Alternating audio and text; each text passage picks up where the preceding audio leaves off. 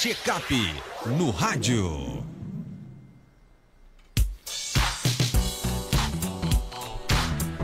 Checkup no rádio desta terça-feira, o médico geriatra Belísio Neto e abordará um tema muito importante para a saúde da população idosa. Medicamentos em idosos, nem de mais, nem de menos. O uso adequado de medicamentos é fundamental para garantir a qualidade de vida na terceira idade, mas o equilíbrio é essencial. O excesso de medicamentos pode trazer efeitos colaterais graves, enquanto a falta deles pode comprometer o tratamento de doenças crônicas. Doutor Belísio, seja bem-vindo aqui ao nosso Panorama 95, bom dia. Bom dia, Marcos, bom dia, Geraldo, bom dia a todos os nossos queridos ouvintes da 95 FM, já aqui em clima de carnaval. É uma satisfação imensa participar mais uma vez aqui do quadro Checkup no rádio, falando de um tema bastante relevante para a saúde das pessoas idosas, que são medicamentos, né? Qual é o maior desafio ao prescrever medicamentos para idosos? Na geriatria, a gente pensa sempre na eficácia, logicamente, do medicamento, mas a gente pensa redobrado na segurança. Não adianta só aquele remédio ter o efeito desejado, regredir a progressão de uma insuficiência cardíaca, aquele medicamento ser o tratamento para uma demência de Alzheimer, se ele não é seguro. Se esse medicamento da insuficiência cardíaca facilita a queda, se esse medicamento para o Alzheimer tira o apetite do idoso e ele desnutre. Então a gente pensa sempre nesse binômio de eficácia e segurança. O geriatra, eu digo que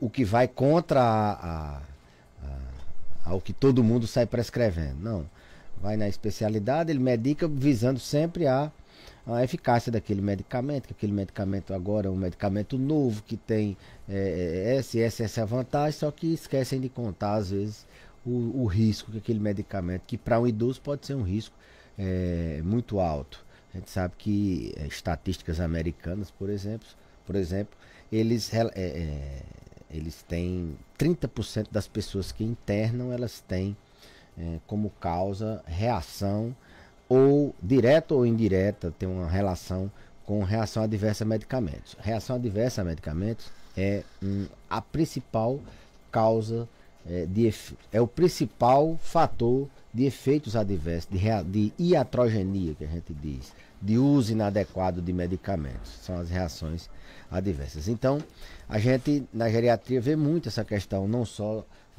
da eficácia, mas da segurança também, como você falou. Para a gente manter um equilíbrio, tem que ser eficaz aquele remédio, mas ele também tem que ser seguro, já que os idosos são a parcela da população mais vulnerável a ter reação adversa a medicamento. E o outro lado também, não é só ver a segurança e a eficácia, mas também ver se realmente aquele medicamento está sendo usado de maneira correta. A gente não pode também pecar pela omissão.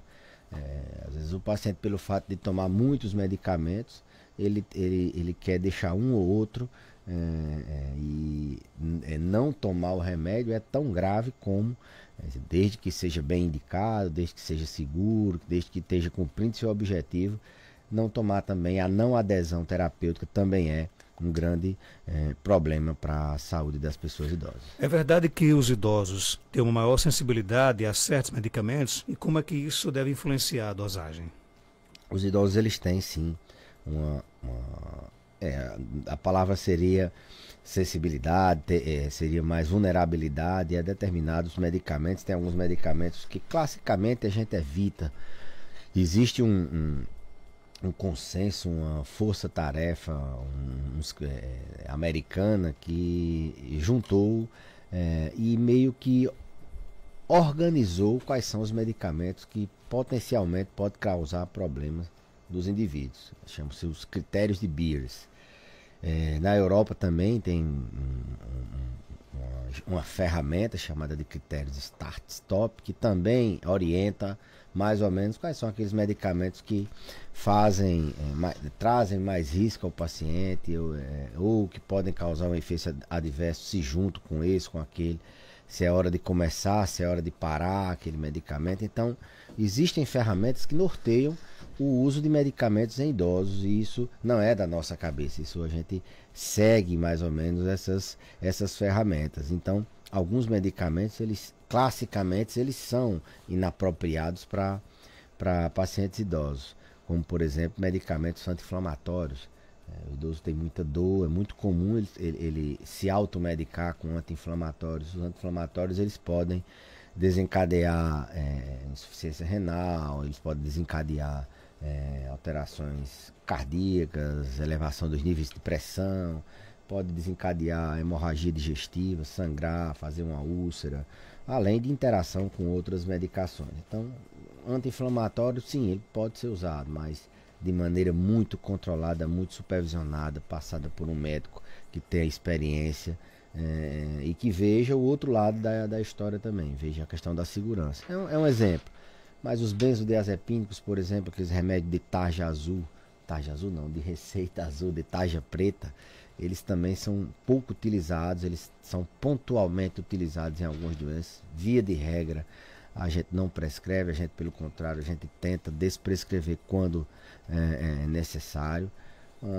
Outros medicamentos, a classe de antidepressivos tricíclicos, né? Amitriptilina, nortriptilina, são medicamentos que a gente também quase não usa pelos seus efeitos anticolinérgicos. Eles dão boca seca, dão intestino preso, eles aumentam o risco de arritmia, eles dão esquecimento, eles alteram a cognição, eles facilitam quedas, aumentam o risco de hipotensão ortostática. Então, 3 exemplos de medicamentos que são medicamentos que os idosos são bastante vulneráveis a tomar e ter efeito adverso com esses medicamentos. Mas o contexto de idosos muito medicados, muitos com várias doenças, cada medicamento tem sua individualidade, os objetivos são um pouco diferentes, mas a gente sempre tem em mente a segurança do medicamento. O objetivo é a eficácia, mas é também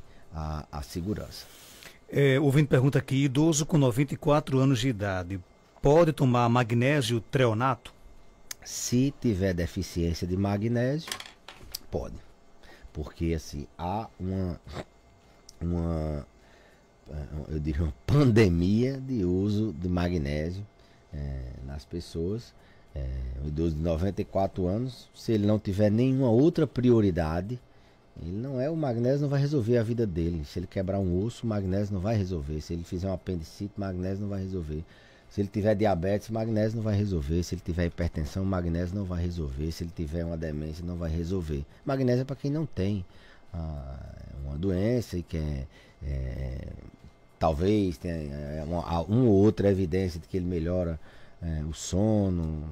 Até eu vou ter muito cuidado de falar do magnésio, que as pessoas são apaixonadas por magnésio. Mas num paciente de 94 anos, se ele tiver outras prioridades, a canalização das energias tem que ser todas para as outras coisas, para as doenças que ele já tem. Mas se é uma pessoa mais jovem, que não tem nenhuma doença, está querendo qualidade de vida, a gente pode até pedir para o nutricionista orientar se é para suplementar ou não esse tipo de substância que está aí na internet, todo mundo usando, em virtude de achar que vai melhorar muitas coisas, e na verdade o magnésio ele tem suas funções. Por exemplo, ele está relacionado com a absorção do cálcio, o magnésio está relacionado com a condução do impulso nervoso. Quem tem deficiência de magnésio pode entrar em convulsão, quem tem deficiência de magnésio pode ter hipocalemia. Então, magnésio tem suas funções, tem funções nos ossos, mas se a pessoa tem níveis de magnésio normais, suplementar é contestável. Mas contestável, que eu digo, não é errado, mas é contestável, não é para sair por aí. Vamos gastar as energias com o que a gente precisa saber, não usar medicamentos em excesso, nem também deixar de tomar aqueles que são necessários, porque o que eu vejo é pessoas substituindo os medicamentos por medicamentos assim, que ele tem aquela ilusão que são naturais, que não fazem mal, e que isso é tão perigoso como tomar um medicamento que causa efeito adverso. Quais são os riscos da automedicação entre os idosos? E como é que os familiares podem ajudar a evitar esse comportamento? Os idosos, eles são aquela parcela da população, estatisticamente, que tem mais doença, né? Então, naturalmente, eles tendem a usar, necessitar mais de medicamentos, porque tendem, estatisticamente, a ter mais doenças. Os idosos de hoje, eles têm mais doenças crônico-degenerativas. Hipertensão, diabetes, eles têm a demência, eles têm depressão, tem osteoporose, tem várias doenças que podem necessitar de medicamentos. Doenças no coração, Parkinson, são doenças que requerem uso continuado de medicamentos. Então esses pacientes, eles são mais vulneráveis pelos sintomas que eles têm a se medicar. Tem uma dor, ele vai lá, medica, ele tem uma incidência maior de dor, ele tem uma gripe, ele vai lá, medica. Então o risco que eles estão, eles são mais vulneráveis a tomar mais remédios, eles têm mais acesso à farmácia, porque eles vão sempre comprar seus medicamentos. Então eles são mais vulneráveis a fazer a automedicação, porque tem mais sintomas, porque tem acesso à farmácia, tem ali a mentalidade voltada para essa questão da saúde, então eles têm mais essa vulnerabilidade. É tanto que programas de TV, como missas, programas de TV voltados para o público idoso, eles têm muita propaganda de remédio. São aqueles cálcios, são aqueles suplementos, Oropronobis, que tá na moda agora, nesses programas que são voltados aos idosos, porque eles são mais vulneráveis a usar medicamentos, porque tem muitas doenças, tem esperança de que aquele remédio que na propaganda promete resolveu todos aqueles problemas dele, ele já está chateado de tomar muitos medicamentos, então eles são mais vulneráveis a se automedicar. E são realmente pessoas que sofrem com essa automedicação por falta de orientação. Vou dar um exemplo que eu já dei várias vezes aqui nesse período de gripe. Os antivirais, né? Os antigripais, eles têm substâncias antihistamínicos que podem facilitar quedas. E aqueles antivirais, antigripais, tomar um xarope para gripe, são 2, 3, 4 substâncias. E dos que está tomando, às vezes, 10 medicamentos, não sabe como cada substância dessa pode fazer efeito adverso, se misturando com outras do próprio organismo. Então, o perigo está aí, dessas substâncias do xarope da gripe se misturarem com outra substância, anular o efeito dela, ou mesmo se misturarem com essa e potencializar, dobrar o risco daquele medicamento. Né? É um medicamento para anticoagular o sangue, toma um xarope desse, toma um remédio para dor, e o risco de sangramento do paciente aumenta em exponencial. Então tem que ter segurança, tem que saber o que vai fazer, tem que estar ali com muito cuidado, que reação adversa a medicamentos é a principal causa, aliás, é 1/3 das causas de internamento nos Estados Unidos, e a gente todo dia está vendo paciente que, mesmo que a gente tenha seguido todas as normas, os protocolos, as orientações nacionais, internacionais, quando a gente vai começar um medicamento, aqui e acolá, esse medicamento, o organismo do indivíduo não tem, é mais vulnerável, porque está envelhecido, ele faz uma reação adversa. Imagine sem seguir todas essas checagens que a gente faz para poder medicar um paciente.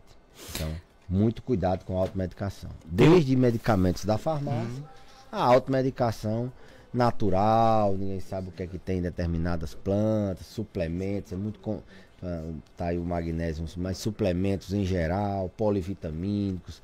Esse remédio aqui é bom para memória, esse é bom para os ossos, é tudo que uma pessoa quer. Um remédio bom para memória, outro bom para os ossos, outro bom para emagrecer, um remédio bom para isso, mas não diz qual é o mecanismo de ação desse remédio, como é que ele faz a pessoa. Tem algum estudo que demonstrou que esse remédio realmente vale a pena eu tirar do meu remédio, do dinheiro do meu remédio para a pressão, para poder comprar isso aí, ou não, eu vou só aumentar o número de remédio e ficar naquela ilusão que esse remédio é bom para isso. Não, ele trata isso, é isso. O ouvinte pergunta aqui, qual a importância da vitamina A a Z? Que vitamina é essa? É um polivitamínico que tem vitaminas, todas as vitaminas de A a Z, Os polivitamínicos, eles são muito consumidos nos Estados Unidos. É uma febre tomar polivitamínico. Os idosos, eles têm, na maioria das vezes, algumas carências nutricionais, mas poucas vezes a gente lança mão de polivitamínicos. Vez por outra, publica-se estudos, a literatura traz até estudos bem feitos que demonstram que os polivitamínicos podem ajudar a evitar determinada doença, mas via de regra não é uma recomendação geral, né? Eu sempre digo, se polivitamínico fosse bom para todo mundo, colocava-se na água, assim como se coloca iodo no sal, né? Então, não é para todo mundo. Polivitamínicos são várias vitaminas. Cada vitamina dessa, ela tem uma ação, ela pode fazer interação com outra. Por exemplo, a vitamina C é um ácido ascórbico, então ela pode agredir o estômago. Não é que ninguém possa sair por aí tomando vitamina C, não. Mas precisa ser bem indicado. Os polivitamínicos, ele tem suas indicações precisas. Por exemplo, um paciente que tem uma síndrome desabsortiva, ele está com o estômago que não consegue absorver a alimentação na nutrição, então a gente pode lançar mão. Sendo que tem deficiência de determinadas vitaminas, a gente repõe aquela vitamina para aquele indivíduo, mas sair tomando a vitamina de A a Z seria assim precipitado, né? Seria você estar usando um medicamento, gastando seu dinheiro, usando seu organismo para absorver, digerir, metabolizar essas substâncias, podendo estar priorizando para outras coisas, para atividade física, para uma alimentação saudável, para alguma coisa, porque as pessoas sempre querem algo a mais. Aquelas pessoas que já têm um estilo de vida saudável, elas querem um plus, elas querem um algo a mais para que possa se fazer. E às vezes não precisa desse algo a mais. Quer resolver tudo com medicamento só, né? Exatamente. O polivitamínico que ele entra. Não é que esteja contraindicado, não. Eu uso no consultório, vez por outra, eu lanço mão de um polivitamínico para um idoso que está precisando, mas de A a Z, ele é um nome, eu acho até comercial, de um polivitamínico que tem várias vitaminas, vitamina A, B, C e até o Z. Então, não é uma recomendação assim, como é que eu poderia dizer, para todo mundo. Deve ser para quem realmente precisa. Tem ouvindo com a gente, bom dia. Bom dia, Marcos Dantas, doutor Belísio. Doutor Belísio, minha mãe toma Prolopa para o Parkinson. Pode esse remédio causar trazer assim, alguma doença para o estômago, no estômago? Pode? Pode. O Prolopa, Marcos Dantas, por exemplo, a gente estava falando de muitos medicamentos e às vezes uma doença só pode levar o paciente a tomar 5, 6 comprimidos por dia. É o caso do Parkinson. Uma doença só, como por exemplo a insuficiência cardíaca, com fração de ejeção reduzida e tal, ela leva o indivíduo a tomar 3, 4, 5 medicamentos. Às vezes 2 doenças fazem o indivíduo tomar mais de 10 medicamentos. Então o número de medicamentos às vezes não é proporcional ao número de doenças, porque tem uma doença que leva a tomar muitos medicamentos. Prolopa, que é a levodopa com benzerazida, é o nome comercial de um medicamento que é o padrão ouro, né? É um medicamento de primeira linha para tratar a doença de Parkinson. Esse medicamento, ele tem os efeitos positivos, né? A eficácia dele é deixar o paciente menos rígido, deixar ele com a movimentação mais rápida, sem desequilíbrio, diminui o tremor na doença de Parkinson. Mas o Parkinson tem essa questão de os sintomas da doença e os sintomas do tratamento. O levodopa benzerazida, no caso o Prolopa, ele traz também seus efeitos adversos. E a gente tem que durante a doença ir minimizando, equilibrando isso. Ele faz náuseas, né? Quem toma Prolopa pode ter náuseas. Quem toma o Prolopa pode ter reações motoras também, de ficar com movimentos involuntários, ficar fazendo careta, às vezes mexendo a mão, mexendo outra, movimentos no pescoço, movimentos involuntários quando ele está numa dose, no pico da dose, né? Então tem efeitos também do medicamento. Ele cria uma tolerância, com o tempo você tem que aumentar mais doses, tem que fracionar as doses, tem que associar um outro medicamento. Então, o Parkinson, ele a questão dos sintomas da doença, a rigidez, a lentificação, o tremor, mas ele também tem os efeitos adversos do tratamento, tem os efeitos adversos do Prolop. Então, respondendo ao ouvinte, o Prolop pode trazer sintomas, sim, no trato gastrointestinal, mas são náuseas e com o tempo isso desaparece. O paciente a longo prazo que já toma, ele já é acostumado. É mais no início do tratamento, quando a gente começa o tratamento, a gente até deixa um medicamentozinho para náuseas, caso ele venha a sentir. Mesmo a gente começando devagarzinho, um quarto da dose, vai aumentando para metade, vai aumentando para a dose que você quer iniciar, a gente tem efeitos adversos no estômago, seria a náusea. Agora, quais são os sinais de que um idoso está tomando medicamentos em excesso ou de forma inadequada? Quando aquele idoso está tomando algum efeito, está tendo algum efeito adverso, a gente percebe, o idoso é muito vulnerável na parte da mente, né? O idoso começou a delirar, ter confusão mental, a gente tem que pensar logo se ele não está tomando nenhum medicamento extra, nenhum medicamento novo a mais, em acesso, ou está tomando remédio duplicado. Então, confusão mental seria um sintoma que as famílias devem alertar. Quedas é outro sintoma. As pacientes que tomam medicamentos fora do que está ali tudo prescrito, nunca caiu, agora está sofrendo queda, está muito instável na marcha, na mobilidade, esse paciente pode estar...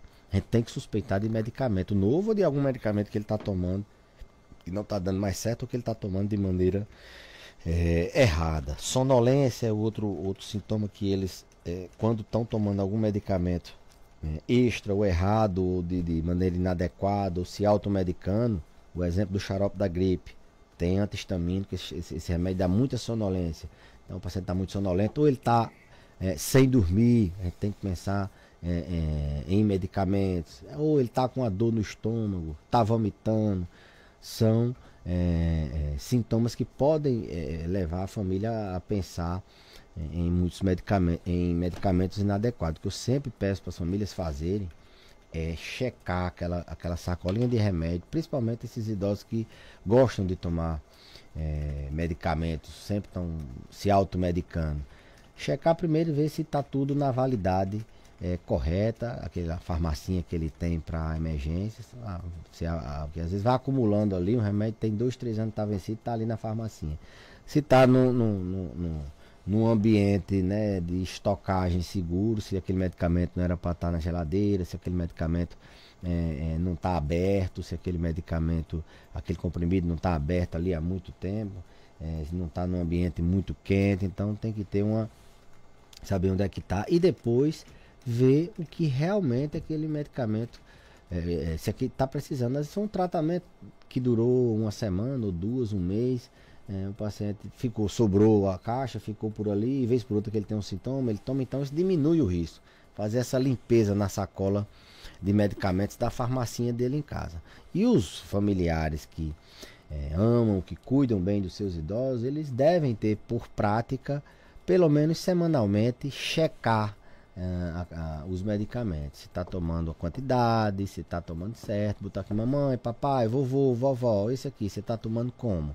E esse está tomando como? E esse está tomando como? E esse outro que apareceu aqui que não estava na prescrição do Dr. Belísio? Ah, não, esse aqui fui na farmácia, a pessoa... Não, então vamos mandar uma mensagem para o Dr. Belísio, saber se esse remédio não vai atrapalhar. Eu dei meu exemplo, mas do médico da confiança daquela família. Então é uma forma da família ter o cuidado, checar essa sacolinha de medicamentos de urgência e verificar periodicamente, eu dei um exemplo semanal, mas periodicamente dar uma checada, porque cada consulta, quando eles vão para reavaliação, a primeira coisa que eu peço para levar é a sacolinha de remédios, e ali eu faço uma checagem de cada um, se está tomando certo, se ainda precisa daquele medicamento, que a gente está sempre tentando diminuir medicamento, se aquele medicamento precisa ser naquela dose. Então é importante essa checagem periódica dos familiares. Doutor Belísio, obrigado por sua participação. Algo mais a acrescentar, pode ficar à vontade. Eu que agradeço, Marcos, o espaço, agradecer os ouvintes pelas perguntas, é muito importante que eles participem. Queria mandar um abraço para meu amigo Pedrão, né, da loja ali de carros, aquele pedão da oficina elétrica, meu parceiro de treino, que ontem levou, segunda vez que ele leva uns limões. Biligui, o nome do limão. Biligui? É um limão bem diferente. Agradecer a ele e mandar um forte abraço e pedir para todo mundo rezar pelo meu padrinho que está muito doente no hospital, Zé de Alencar. Está se recuperando de uma internação, de uma cirurgia na UTI, mas a gente ainda está batalhando bastante por ele. O pessoal me pergunta muito na rua, mas ele está um pouco melhor do que já esteve. Está melhorando aos poucos, mas está melhorando. Forte abraço e até a próxima semana. 7h50. Já já a gente volta com mais informações aqui no nosso Panorama.